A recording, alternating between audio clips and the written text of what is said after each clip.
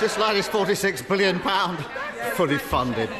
If anyone was looking for the perfect metaphor for the shambolic government, we saw it on Monday. The Prime Minister woke up deciding his latest rebrand was Mr. Security.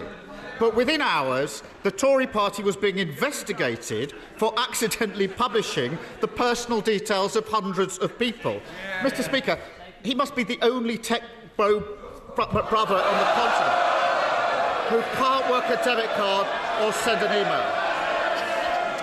But he's not answered my question, so I'll try it again. Are any of the prisoners he is currently letting out early considered to be high risk? Mr. Speaker, he just showed spectacularly why he's just not fit to lead this country into the future.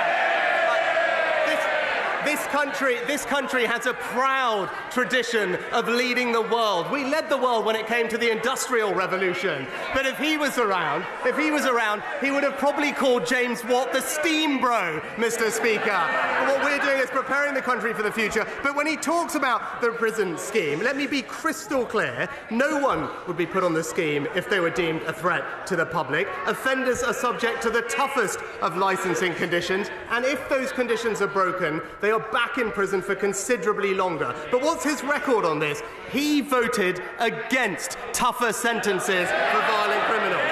He actually opposed new powers for the police to tackle violent crime, voted against new laws that have arrested 1,000 criminal people smugglers. The message is crystal clear. He can't be trusted to keep this country safe.